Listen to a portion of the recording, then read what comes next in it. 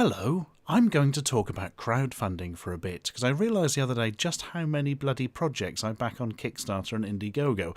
I think it's this kind of uniqueness of them. It's all stuff that you almost certainly wouldn't get by a traditional publisher if it's a video game, or a distributor or studio if it's a film, or back a lot of action figures and stuff as well, which is just things you wouldn't get in the shops these days, because all the kids want Skylanders or something.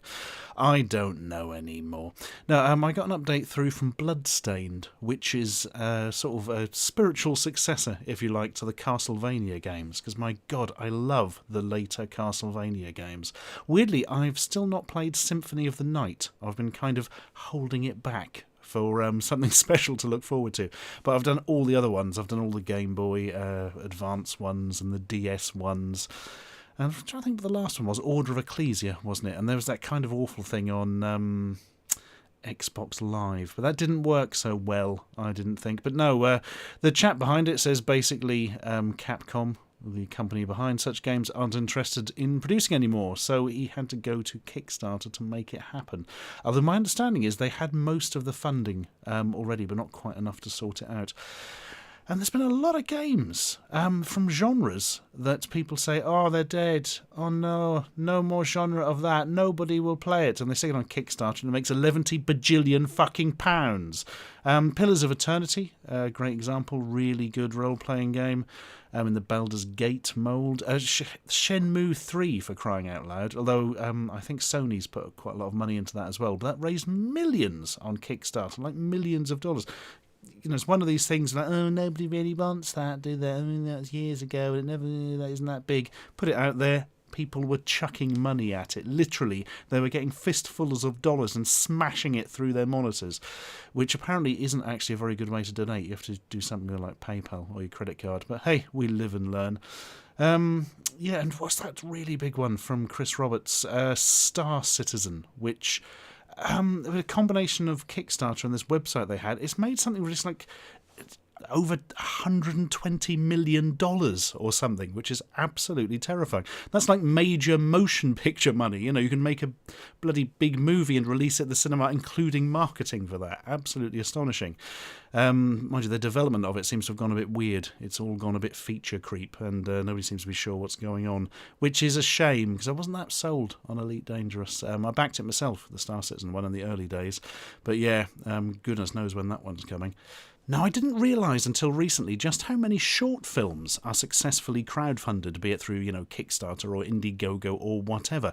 I went to Fright Fest, which is like a sort of horror movie convention thing in Shepherd's Bush in London, where they show several films over a period of like 3 or 4 days, and they show a lot of short films as well in sort of a block of 6 or 7. And I went to see pretty much all of them, because I do love me some short films, particularly short horror. And the amount that in the credits had a big list of, you know, thank you to these people who donated money as part of our crowdfunding campaign. It really surprised me just how successful it is for this kind of thing. I also saw an entire feature film there that I'd put some money into on Kickstarter called The Unkindness of Ravens. It was just really nice to sit there and watch the whole thing come to fruition and then have a chat with the director afterwards. And of course, I've got some experience of that myself. I mean, our film Ashens and the Quest for the Game Child was crowdfunded. Well, it was 41% crowdfunded, 59% we already had. The rest we got through crowdfunding. And I mean, we would have been able to make it if we hadn't have crowdfunded, but it wouldn't have been anywhere near as good. In fact, looking back now, I think it would have been a bloody nightmare to try and make that with a small amount of money we had. But yeah, I mean, that was a great success, and 1.2 million views, and all hunky-dory, and, you know, we shouldn't have to crowdfund now for the sequel we're making. Touch wood. But no, I got an update through for something I'd crowdfunded, and it reminded me I'm involved in a short crowdfunded film. I should probably pull my thumb out of my arse and actually tell more people it exists. It's called The Titan's Eagle, and is a short film by Cheesemint Productions. Cheesemint, what a great name.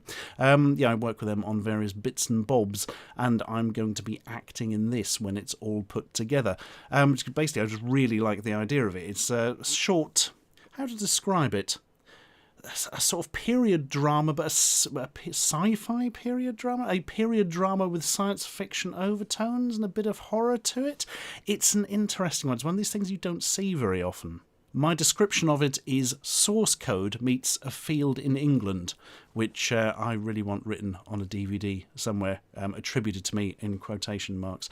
What a day that would be. But yeah, it's about somebody who gets caught in a time loop, a 17th century alchemist, in fact, who gets caught in a time loop. A bit like Groundhog Day, but not humorous. And of course it goes round and round. But the thing is, when it resets, he doesn't actually reset himself in the same way that Bill Murray did. He doesn't like suddenly get all his energy back and, oh, I'm all fresh, but I remember everything. He's basically going to die because he's not getting any sleep or being able to rest or do anything. He's going round and round this loop and has to find a way to break the cycle before he dies in a most unpleasant manner. Anyway, that's all I'm giving away about it, but I'm very excited. Anyway, I told the director, stroke writer, I said, "Oi, you've got 45 seconds. Tell us why you're so passionate about making this film." I'm very passionate about bringing the Titan's Eagle to life because at the end of the day, it's a science fiction period drama and you really don't see a lot of those around. I mean, you may be able to think of one or two, but not many. And as an independent film director, you very quickly realise that the only way to see something that you're really looking forward to, or something you've had an idea for, is to actually make it yourself. But being a period drama, that's really expensive, so we need your help, and without sounding crass, your money. But the deal is, if you give us a little bit of money, we will give you a great film in return. So anything you can spare will go a long way. Thank you very much. I filmed that on my phone in 4K, and I've got no idea why I filmed it in 4K, because it was a right pain in the arse to deal with due to large file sizes and the software chugging on it. Anyway, I'm now going to put in one of those cards that will link you to the Kickstarter page for the Titan's Eagle. I'll put something at the end as well, because that's something you can do on YouTube these days. Go have a look at the page. If you think it sounds interesting, by all means back the project. At the time of writing, it's very nearly reached the goal, and will probably have about 5 days left by the time I upload this, and it's going to reach, I'm very, very convinced it's going to reach the target. It's nearly there as we speak, and anything that goes above that level will massively enhance the finished product, as I can tell you happened with us on Game Child to a very big degree. Also, if a certain level is reached, everybody who has pledged a certain amount will get a DVD, which is brilliant, because that wasn't something that was really on the cards when this started out, but it looks like it's now going to be a possibility, and everybody likes a DVD of something they've backed. So you've got something physical you can wave in the air and shout, woohoo! Which, let's face it, is the best part of crowdfunding anyway. So yeah, go have a look, see what you think. Cheers.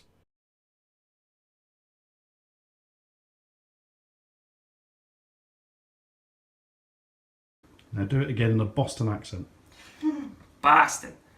The Titan's Eagle is, I'm very passionate about it, and